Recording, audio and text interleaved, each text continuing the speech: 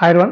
నేను మీ శ్రీ కృషి పబ్లికేషన్స్ పుస్తక రచయిత, అదేవిధంగానే తెలుగు ఫ్యాకల్టీ నాగమునీంద్రారండి. మరి తొలిసారి మన వీడియో చూసే మన ఛానల్ అయితే సబ్స్క్రైబ్ చేసుకోండి. అలాగే మీకు నచ్చితేనే లైక్ చేయండి, షేర్ చేయండి. మరి ఇక్కడ డిఎస్సికి సంబంధించి ఈరోజు ఒక్కొక్క వార్తాపత్రికలో ఒక్కొక్క విధంగా ఇచ్చారండి. మరి నిన్నటి రోజున మరి విద్యాశాఖ మంత్రి గారు ఆ సమావేశంలో మరి డిఎస్సికి సంబంధించి ఆ విధంగానే టీచర్స్ ప్రమోషన్లకు సంబంధించి మరి కొన్ని విషయాలు అందించడం జరిగింది. మరి అందులో మనకి ఏమి ఇచ్చారు సార్ ఇక్కడ అంటే ఒక్కొక్క వార్తాపత్రికల్లో ఒక్కొక్క విధంగా రావడం జరిగింది. ఒక దాంట్లో పరిశీలించుకుంటే ఇక్కడ ఏమన్నారు సార్ అంటే మరి ఉపాధ్యాయ ప్రమోషన్స్ అన్నీ పూర్తి చేసేసి మరి మేలో డిఎస్సి ద్వారా ఎవరైతే అర్హత సాధించారో మరి వాళ్ళకి పోస్టింగ్స్ కూడా మే నెలలో ఇవ్వడం జరుగుతుంది అనే విషయాన్ని మరి ఒక వార్తాపత్రికలో ఇవ్వడం జరిగింది. మరొక వార్తాపత్రికల్లో ఏమి ఇచ్చారు సార్ అంటే మరి మే నెలలోనే మరి టీచర్స్ ప్రమోషన్స్ అనేవి చేపడతాము అనే విషయాన్ని క్లియర్గా ఇచ్చారు. మరి ఒక దాంట్లో అయితే అంతకు లోపే అంటే మే లోపే మరి టీచర్స్ ప్రమోషన్స్ అయిపోయి మరి ఆ మేలో మరి డిఎస్సి ద్వారా ఎవరైతే అర్హత సాధించారో వాళ్ళకి పోస్టింగ్స్ ఇచ్చారు.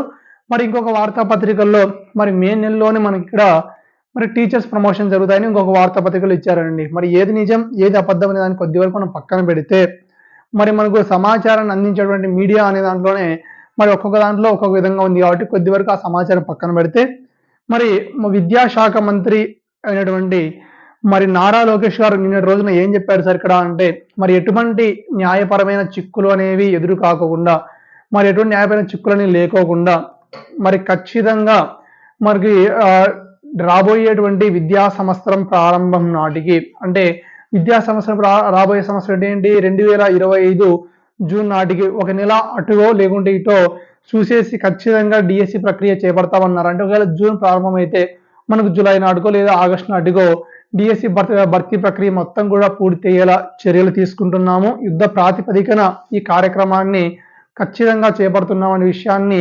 సుస్పష్టంగా మరి విద్యాశాఖ మంత్రి గారు తెలియజేయడం అనేది జరిగిందండి. సో దానికి సంబంధించి మరి అందరూ కూడా డిఎస్సి భర్తీ ప్రక్రియ ఎప్పటికీ పూర్తి సార్ అని దాని గురించి మాట్లాడుకుంటే మరి ఆ సమయానికి విద్యాశాఖ మంత్రి ఇచ్చినటువంటి ఆ సమాచారం వరకు అందులో ఇవ్వడం జరిగింది. మరి వయోపరిధికి సంబంధించి కూడా మనకు ఆల్రెడీ సీఎం దగ్గర ఫైల్ ఉంది. మరి అది తిరిగి రాగానే ఎంత సడలింపు ఇవ్వడం జరిగింది అనే అంశం గురించి కూడా క్లియర్గా మనం తెలియజేస్తామనే విషయాన్ని మరి తెలియజేయడం అనేది జరిగిందండి.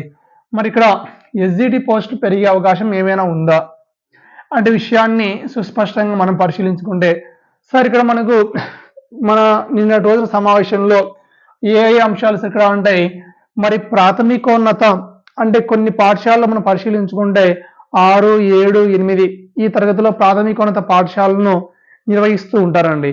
మరి ఇక్కడ ఏమన్నాడు సార్ అంటే అటువంటి 6, 7, 8 తరగతుల నుండి ప్రాథమికోన్నత పాఠశాలను తీసివేస్తాము అని చెప్పడం జరిగింది.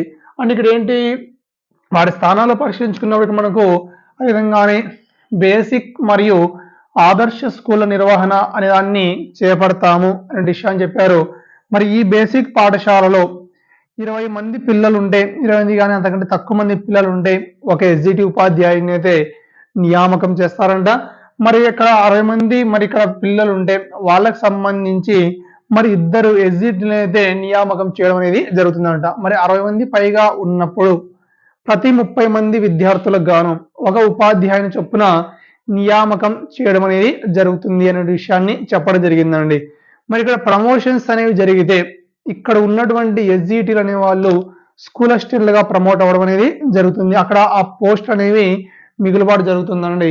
So clear. మరి ఇక్కడలో నుంచి తర్వాత ఇక్కడ ఏమన్నాడు ఆదర్శ స్కూళ్ళను కూడా చేపడతామన్నాడు అండి. మీరు ఆదర్శ స్కూళ్ళను చేపడతారనే విషయాన్ని చెప్పాడు. ప్రతి ఆదర్శ స్కూల్లో ప్రతి తరగతి గదికి కూడా ఒక్కొక్క ఉపాధ్యాయున్ని తీసుకోవడం జరుగుతుంది. ప్రతి ఒక్కొక్క తరగతికి ఒక్కొక్క ఎస్జిటి ఉపాధ్యాయుడు కావాలనే విషయాన్ని చెప్పడం జరిగింది. మనం పరిశీలించుకుంటే మనకు రాష్ట్ర వ్యాప్తంగా 164 ఆదర్శ పాఠశాలలు ఉన్నాయండి. మరి వీటికి సంబంధించి మరి మినిమంలో తక్కువను పరిశీలించుకున్నా కూడా 800కు పైగా ఎస్జిటి ఉపాధ్యాయుల అవసరమైతే ఉంది.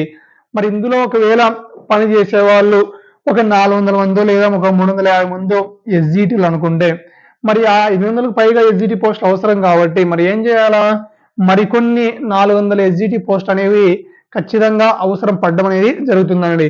మరి ఎస్జిటి పోస్ట్ అనేవి ఈ విధంగా ఏంటంటే ప్రతి ఆదర్శ పాఠశాలలో ప్రతి తరగతి గదికి ఒక ఉపాధ్యాయుడు కావాలా.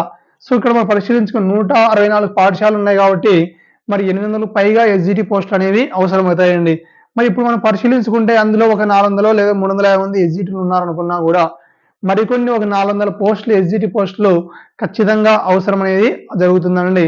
మరి దీన్ని దృష్టిలో పెట్టుకొని ఆల్రెడీ ఎస్జిటి పోస్టులు తక్కువ ఉన్నాయి కాబట్టి, అంటే అన్ని జిల్లాలకు కాదు, ఏ జిల్లాలకైతే ఏ జిల్లాకైతే తక్కువ పోస్టులు ఉన్నాయో మరి ఆ జిల్లాల్లో ఈ ఎస్జిటి పోస్ట్ అనేవి ఇవ్వడం జరుగుతుంది. లేదా మనకి ఇక్కడ మున్సిపల్ స్కూల్ ప్రమోషన్స్ ఉన్నాయి కాబట్టి ఒకవేళ ఇక్కడ ఏర్పడినటువంటి ఖాళీల ద్వారా, అంటే ఎస్జిటి పోస్టులు ఖాళీలు ఏర్పడతాయి కదా అండి, మరి ఈ ఖాళీలు ఫిలప్ చేయడానికి ఎస్జిటి పోస్టులు ఎక్కడో ఒక చోట ఏదో ఒక విషయంలో సర్దుబాటు చేయడానికి అవకాశం అనేది ఉంటుందండి. సో ఇది దానికి సంబంధించినటువంటి క్లియర్ ఇన్ఫర్మేషన్.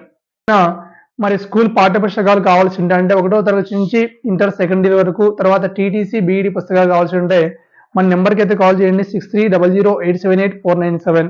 అదేవిధంగానే ఈ డిఎస్సికి సంబంధించి శ్రీ కృషి పబ్లికేషన్స్ ద్వారా విడుదలైనటువంటి తెలుగు మెటీరియల్స్ కానీ, తర్వాత ఏదైనా బిడ్ బ్యాంక్స్ మన దగ్గర అందుబాటులో ఉన్నాయండి. సో కావాల్సిన మన నెంబర్కి అయితే కాల్ చేయండి.